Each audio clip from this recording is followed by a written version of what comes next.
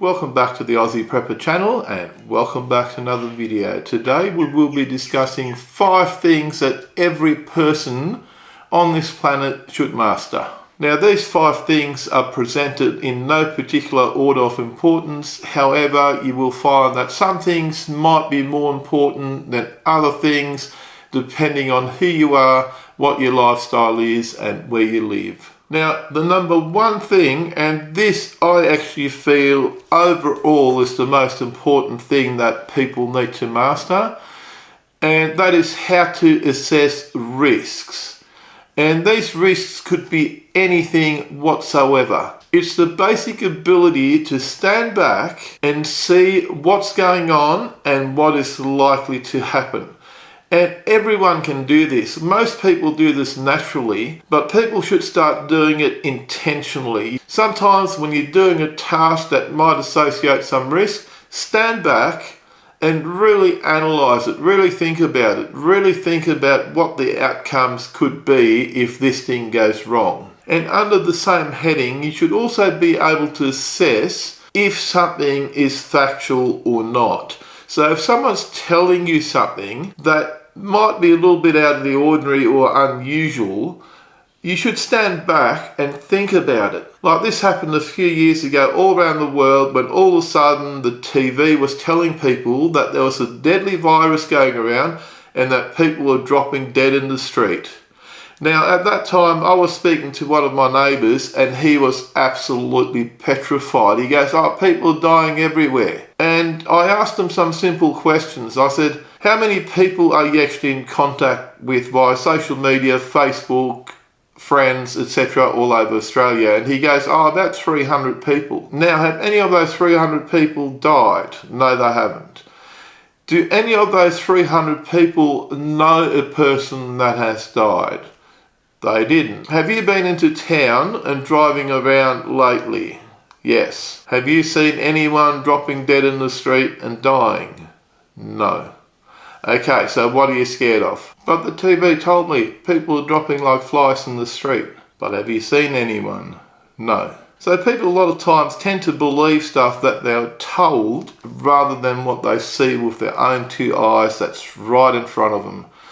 They put more faith into what the TV is telling them, or into what the radio is telling them, or into what some celebrities might be telling them, rather than what they observe around them. So you should start to trust your own observations, believe what you see with your own eyes, and start assessing what you see with your own eyes and start thinking about stuff logically.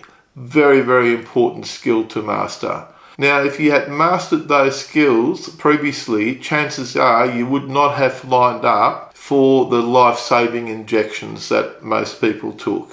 Now, the second thing every person should learn is some basic self-defense. Sign up to a self-defense class, whether you're male, female, or child. Sign up for a self-defense class. And I'm not talking about a martial arts class. I'm not talking about learning Taekwondo. I'm not talking about learning how to do the splits and how to do spinning, flying, back kicks. I'm talking basic self-defense strategy and techniques. So a self-defense course, a street self-defense course, should be your first port of call, and every person should complete one of those courses. And strangely enough, I used to teach those courses years and years ago, and I am actually considering to going back and running some more street self-defense courses. I actually used to have a business called Streetwise Self-Defense, and I'm seriously thinking about resurrecting that business possibly next year. We'll see how we go. So you might be able to sign up for self-defense class with me down the line, who knows. Now, if you have a personal interest that goes beyond just basic self-defense, feel free to take up the class in karate, taekwondo, judo, boxing, kickboxing, anything like that. But don't make that your primary focus, but do a self-defense class of some sort. Number 3 is an easy and quick one. Most people would have already done this at some stage in their life. Complete a first aid course. If you haven't done one in about 10 years, book yourself in and do a senior first aid course. It might just save a family member's or even your own life. It's a great idea to keep up to date on the latest first aid techniques and how to use your first aid kit, which obviously you have in your car and in your home.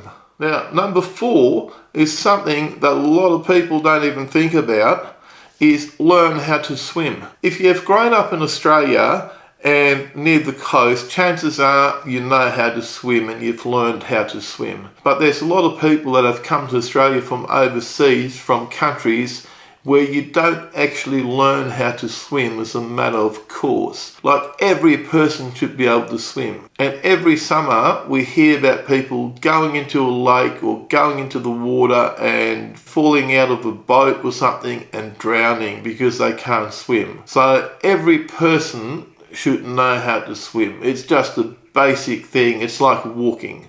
You should know how to walk, you should know how to swim. So if you don't know how to swim, book yourself into your local swimming pool and complete a learn to swim course. I did all this years ago, and I'm actually a trained lifesaver and surf lifesaver, even though I absolutely hate swimming.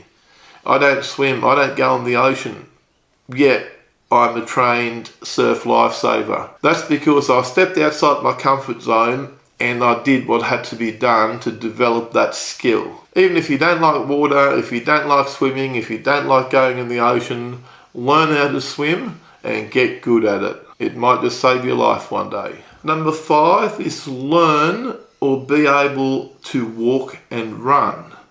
Now, most people can walk, most people can run for 50 meters. You should be able to run a certain distance. And I'm not talking about completing a marathon run. That, in a lot of cases, can do more harm than good.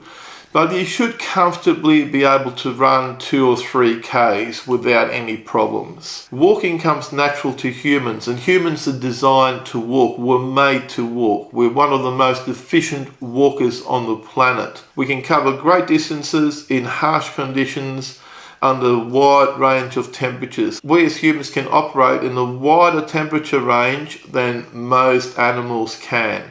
Personally, I've got a husky. In cold weather, he outperforms me easily. But once it gets to 35 degrees, I can outwalk my husky no problems at all, because he cannot operate well in 30-35 degree heat, whereas I still operate just fine. Now, what distance do I recommend for walking and running? Look, this is just my personal choice. I think 3 Ks for running, which is probably around 2 miles, is enough. You don't want to be running a lot. I think running actually does more harm than good in the long term if you do it excessively. So 3 Ks, pretty easy, comfortable distance. You should be able to do that in a wide range of temperature. So where you live, you should be able to do this in winter and in summer, 3 Ks. Now, walking for most people, I would recommend 5 Ks, and you can do that every single day. I walk 3 to 5 Ks every single day without fail. Rain, hail or shine, 5 Ks, sometimes 3, never less than 3. Now, I don't want to hear all the comments, but I'm in a wheelchair, but my leg's broken, but I've only got one leg. Well, obviously then this video is not for you. But if you're an able-bodied person of pretty much any age, you should be aiming for 3K run and a 5K walk. Now, if you'd like to add anything to this list, leave a comment down below and let us know what your thoughts are. And in the meantime, if you enjoyed today's video, do me a favour, give me a big thumbs up. And don't forget to smash that subscribe button for more videos from Aussie Prepper. Thanks for watching, and bye for now.